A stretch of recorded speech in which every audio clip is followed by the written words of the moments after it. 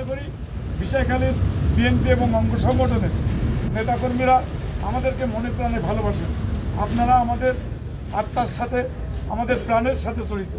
আমরা মনে করি আমরা আপন ভাইয়ের চেয়ে আপনাদের সাথে বেশিভাবে সম্পৃক্ত ছিলাম, যেটা আমরা যতটা সময় আমরা নিজেদের ভাই বোনের সাথেও আমরা সময় কাটাই আপনাদের সাথে কাটিয়েছি। যাই হোক, আমরা আগামী দিনে পথ চলাই।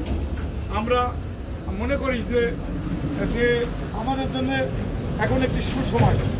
আমরা দখলদারিত্বের হাত থেকে, আমরা দাঙ্গা হাঙ্গামার হাত থেকে, আমরা এই সরকারের যে পৃষ্ঠপোষকতা করে যে পুলিশ বাহিনী, অর্থাৎ যাদেরকে আমরা পুলিশ লীগ বলে আখ্যায়িত করতাম, তার থেকে আমরা সেই নির্যাতনের হাত থেকে কিন্তু আমরা এখন সম্পূর্ণ মুক্ত। আমরা স্বাধীন মুক্ত বাতাসে কিন্তু আমরা আজকে যে বসতে পারছি। এমন একটি সময় গেছে 5 জন বিএনপির পরিচয় দিতে আমরা কিন্তু পারি নাই। আমরা বিএনপি করি।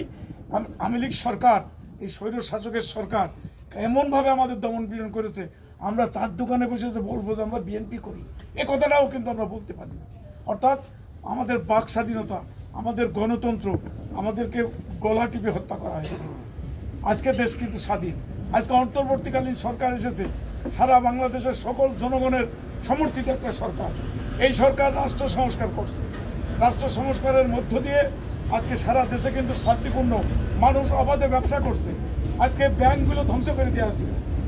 এই 5ই আগস্টের পর থেকে, 5ই আগস্টের আগ থেকে কোনো ব্যাংকে ঠিকমতো কিন্তু টাকা দিতে পারে। আপনারা যারা ব্যবসায়িক ব্যাংকে লেনদেন করেন, আপনারা জানেন 50,000 টাকার একটা চেক দিলে ব্যাংক টাকা দিতে পারে।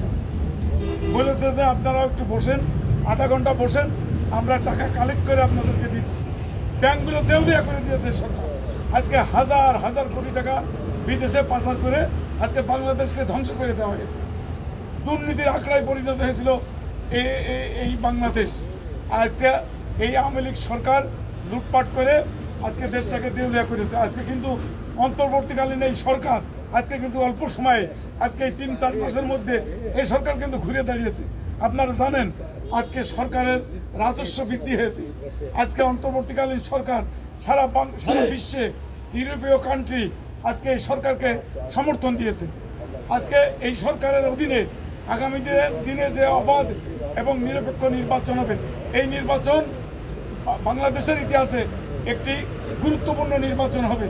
ইতিমধ্যে বিএনপির ভারপ্রাপ্ত চেয়ারম্যান জনতা তারেক রহমান বলেছেন যে বাংলাদেশে স্বচ্ছ নিরপেক্ষ নির্বাচন হবে, যে নির্বাচন ইতিহাস হয়ে থাকবে।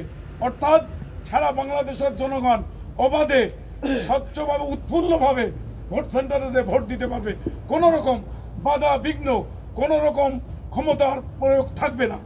মানুষ নিজের ভোট নিজে দিতে পারবে। এই জন্য সাধারণ জনগণের মধ্যে আমাদের গ্রহণযোগ্যতা তৈরি করতে হবে। আমি বিএনপির নেতা, আমি এলাকায় আমার দ্বারা, আমার নেতৃত্বের দখলদারিত্ব, আমার নেতৃত্বের লুটপাট, আমার নেতৃত্বের চাঁদাবাজ যাতে না হয়, সাধারণ জনগণ যাতে আমার নেতৃত্বকে প্রশ্নবিদ্ধ না করে, আমরা সেদিকে সজাগ থাকবো। আজকে এই ইউনিয়ন বিএনপির প্রেসিডেন্ট, সেক্রেটারি, এই ইউনিয়নের সর্বোচ্চ নেতা, তাদের নেতৃত্ব যাতে প্রশ্নবিদ্ধ না হয়, তাদের নেতৃত্বে আপনারা যারা আছেন তাদের নেতৃত্ব মেনে চলবেন। আপনারা কোনো নেতাকর্মী, আমরা আপনাদের কাছে অনুরোধ করব, কোনো নেতাকর্মী আপনারা দলীয় শৃঙ্খলা পরিপন্থী কাজ করবেন না। কেউ কোনো রকম চাঁদাবাজি করবেন না, দখলদারিত্ব করবেন না, কারোর উপর ক্ষমতার অপপ্রয়োগ করবেন না। আমাদের সাধারণ মানুষের, সাধারণ জনগণের ভোট নিয়ে আগামী দিনে রাষ্ট্র ক্ষমতায় যেতে হবে। আজকে স্বাধীনভাবে মানুষ যখন ভোট দেবে, তখন নিজের ভোট নিজে স্বাধীনভাবে দেবে। অতএব আপনার ক্ষমতায়, আপনার দাপটে, আপনার শক্তি প্রয়োগ করে ভোট কিন্তু হবে না।